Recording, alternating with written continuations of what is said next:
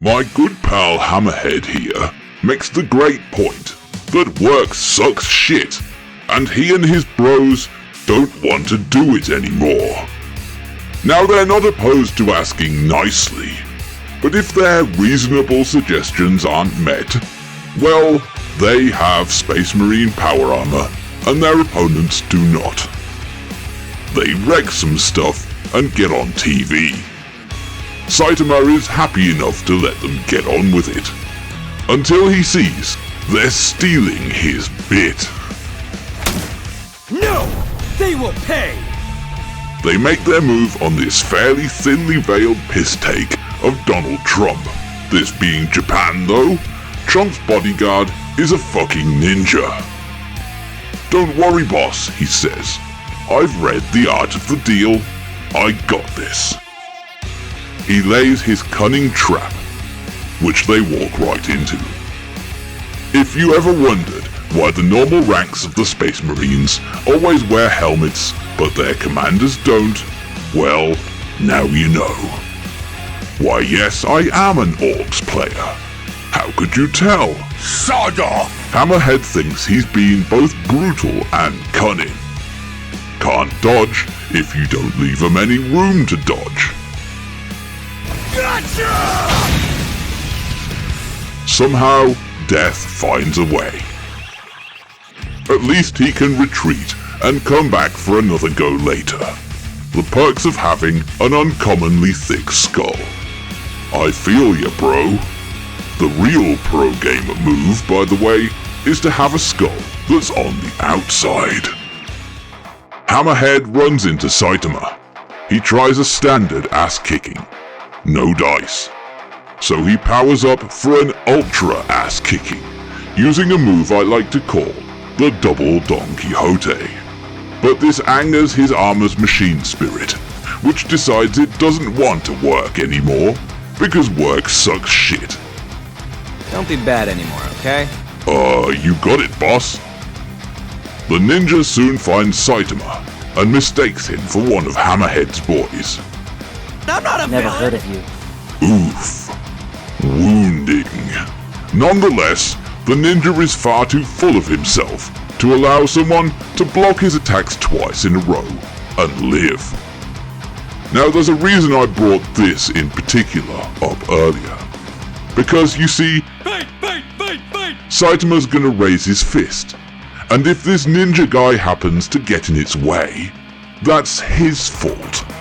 Oh yeah, by the way, this guy finally tells us his name, and I hope you're ready, because it's the most cringe name of any character ever.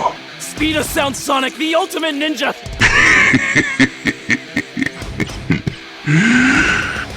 Whatever, he'll be picking this up later, once he gets his breath back.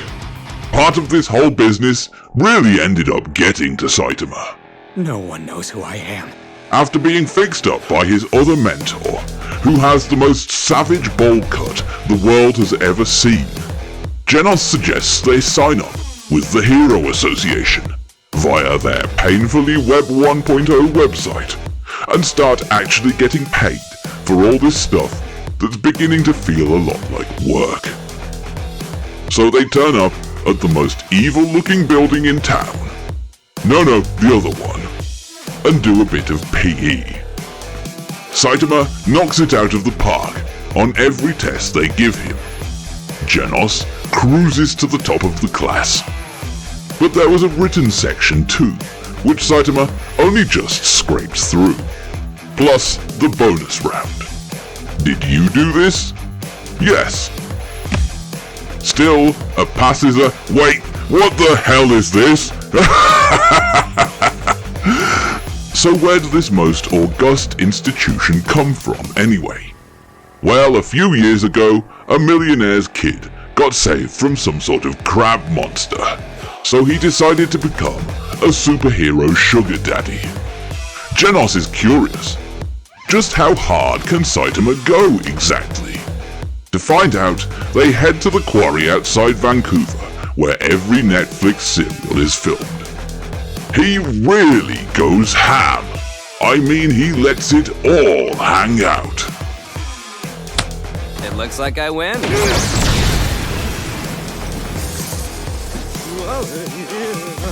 Stop pissing about, says Genos. Fight me! Stop trying to hit me and hit me! Saitama pulls a feint and says fuck it, it's lunchtime. How am I ever gonna stack up to this? Wonders Genos. Look bro, at least your hair's better. Saitama challenges him to an eating contest. Mano a Fudo. Turns out his appetite is better as well. Not bad for a robot. The top-ranked, hottest hero drops by to give Genos a quick pep talk and a welcome aboard. His fan club is in attendance. Saitama reflects that the top-class, media-friendly heroes enjoy starkly better treatment than the low-class scrubbers like himself. Hey, I know someone with a few things to say about different classes. Genos asks Saitama if he would like to get moved in with. No way. Absolutely not. Well, when you put it like that, a few days of slacking off later, Saitama learns peasants like him have a weekly quota of heroing. Like every fighty dickhead you meet on a night out, they have to go looking for trouble, or no one will respect them. Genos asks if he can come.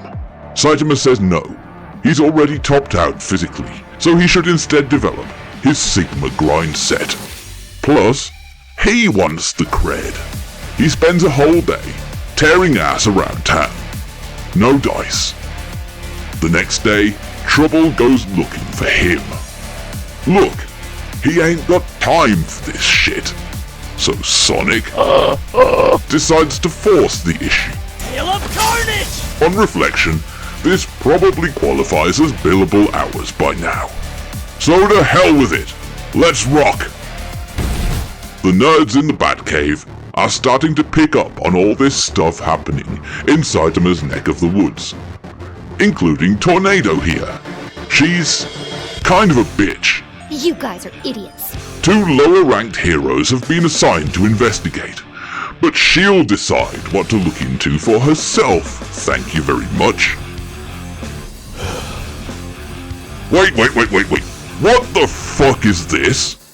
What's going on with the color scale on these graphs? Why is it not consistent up and down the y-axis? What could it possibly mean? And what's with all the grid lines? This poor graph has taken a savage mauling from the ugly stick. It takes more work to produce something this fugly using modern graphing tools than it does to do it properly. Fucking amateur hour in here. Okay.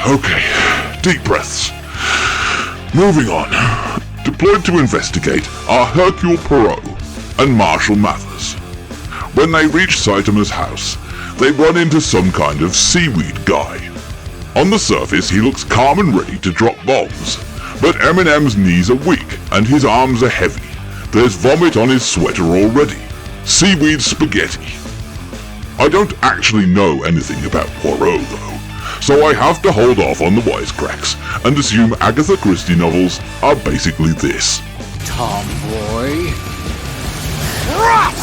Gotcha! It was Seaweed Monster, in the alley with the tentacles. Saitama runs into the Seaweed Monster and acquires one of his 5 a day. With all this stuff going off in the neighborhood, people are moving out. Holy crap, what happened out here? And who can blame them? I've seen literal war zones more intact than this. Worse, monsters are getting wind of a good scrap and moving in. The place is becoming a ghost town. But Saitama's rank is up a bit, so who's to say if it's good or bad?